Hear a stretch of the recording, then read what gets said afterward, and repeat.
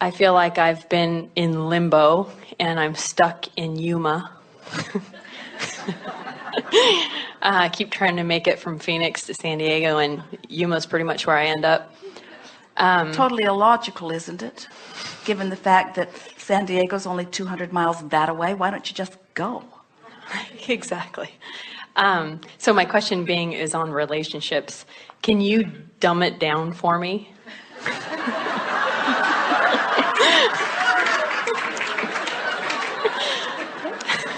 Well, because obviously I feel like I'm close to it, but it's just not happening.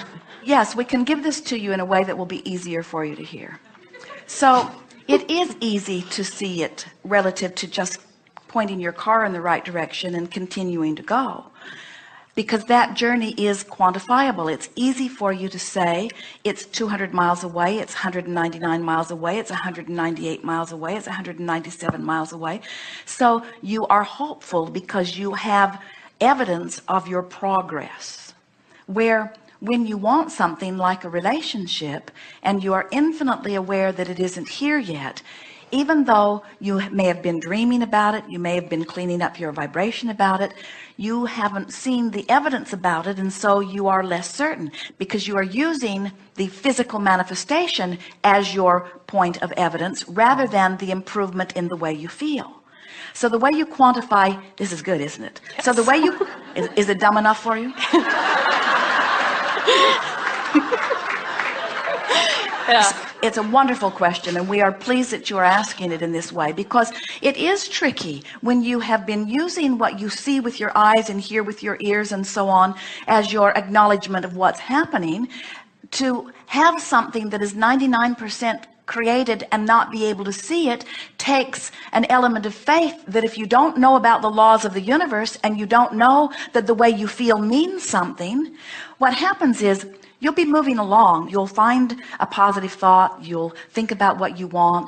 You'll view something that you appreciate. You'll come into vibrational alignment with the idea of this, and you are moving right along to it. And then you'll see someone who right now has exactly what you want, which reminds you that you don't have it right now, and you turn upstream. So all that's happening is you're turning toward it and away from it, and toward it and away from it, because you're letting what is control the direction of your thought rather than what you want to be. So the key is you have to take the relationship out of the equation. Take the guy out. Yes, for this reason, because did you hear us earlier when we said being without him has caused you to want him, and being with the wrong ones has caused you to specify what you specifically want? In other words, you have created this magnificent relationship that your inner being is already fully enjoying. We'll give you more about that in a moment. So as this relationship is already come to vibrational fruition and you're feeling good about whatever, you're moving toward it. As you feel bad, you're moving away from it. So the work has already been done relative to the creation of the relationship. Now your work is to hold yourself in vibrational alignment with the well-being that is waiting for you, which means your work now is to feel good. So this is the dumbing down part that we really want you to hear, and it is not a dumb question at all. It's the elementary question that you have posed so beautifully. You have to care about how you feel, not about the guy, because the guy's a sure thing. But when you pick up the stick that says my mate, you pick up the stick that has him missing on one end, and you don't believe he's present on the other. So every time you activate the vibration of relationship, it turns you upstream. Where if instead of activating the vibration of relationship, you were activating the vibration of things always work out for me, I'm getting to handle this, I know what I'm doing, I've been envisioning, my life has caused me to put him there, I know he's there, I don't have to worry about when he's coming, and you get focused upon other things that make you feel good, or things about that make you feel good. Before you know it, you'll be there. What you want is a sure thing. It's just a matter of you allowing yourself vibrational alignment with who you are. So when your quest is alignment with who you are, we promise you your lover will be there. Well, what's happening with you is your picture of who you are and what you want is so vivid, and you are in the process of coming into alignment with that vivid picture. So the timing of this relationship is not because he's late in showing up. It's because you are wanting to come into alignment with who. It is so much better to be in alignment with who you are, him be in alignment with who he is. And when you rendezvous, you're two people in alignment who then recognize each other. But if you meet him before he's in alignment, or if you meet him before you're in alignment, then you miss it, you see. And that's all that's been happening. And that's just fine. Don't want to rendezvous with someone that is not in vibrational alignment with your total picture of what you are wanting. Agreed? Mm-hmm. So you are so on track. Everything is so unfolding perfectly. You have not one thing to be worried about. From what we know of your vibrational escrow and from what we feel of you, your sensation should be one of elation. You should be romping towards San Diego, not dragging your heels on the pavement. Right. Well, that's what I think.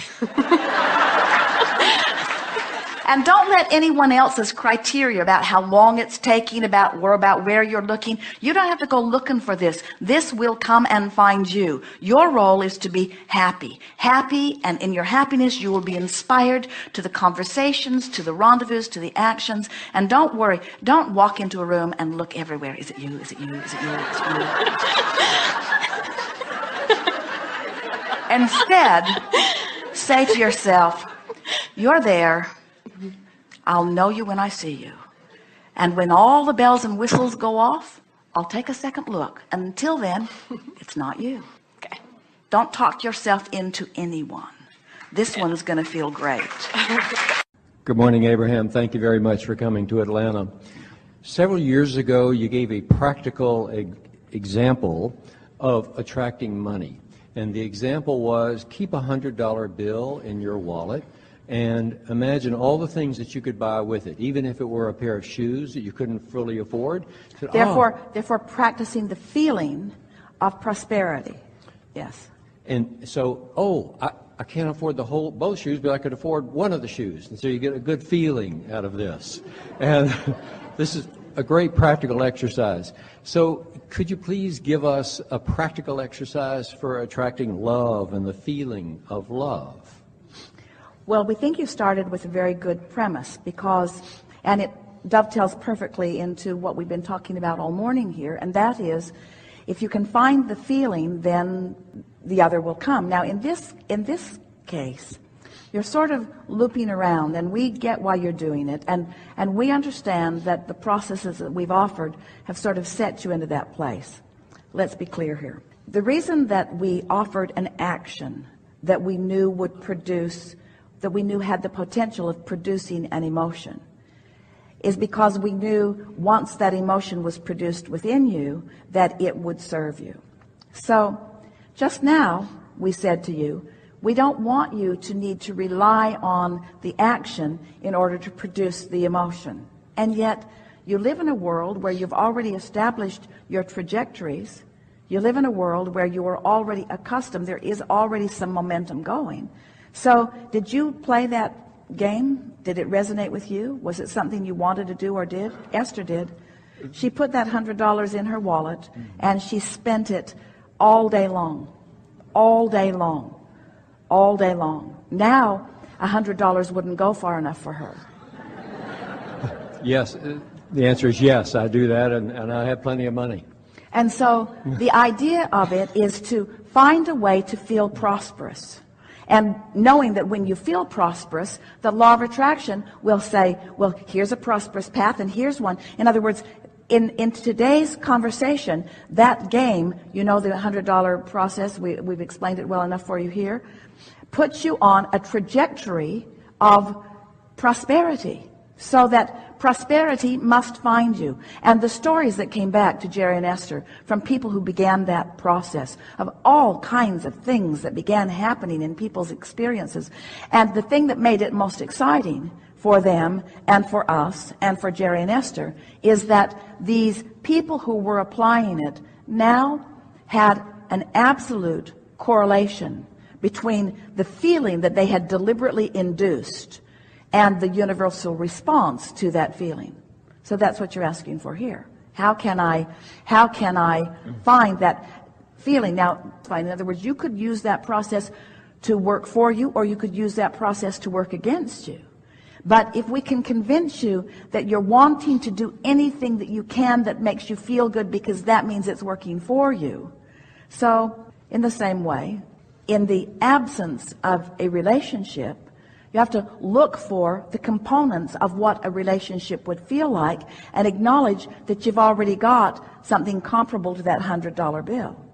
In other words, Esther, because she was so sort of dependent upon the relationship that she had with Jerry for company, for good company, for all kinds of intertwining in all kinds of different ways. So she just started noticing, well, this is a really fun person to talk to on the telephone, and this is a really meaningful person to talk about here. In other words, she began noticing that there were lots of ways of satisfying that relationship in lots of different people, and in doing so, there's no absence of that vibration, because what you're reaching for is happiness in the now, yes? So the answer to the question is, so let's focus upon the soothing, not the void, the soothing. Well, Abraham, what am I soothing? The void. Well, then think about being soothed. Think about feeling good. Think about having fun. Thinking about being at one. Think about your inner being. Think about source energy who is always with you. We want you to know that the reason that most people are looking for a partner is because they're trying to fill the void that really can only be filled with alignment. And so what you might say is, in the same way that I have this $100 bill, I've got this non-physical partner. I've got source energy. I have the ability to focus. I have the ability to feel good. I have the ability to align. I have the ability to attract whatever I'm wanting. This falls into the category of starting in that general place, you see. Because we don't think that we wouldn't get a blow-up doll and put it in your wallet. And that's sort of the analogy that you were reaching for with the $100 bill. In other words, you have to find a way to achieve a feeling of ease about something that you've been feeling angst about. And there are a lot of different ways of going about it. So let's find the analogy. We think it was a really fair question.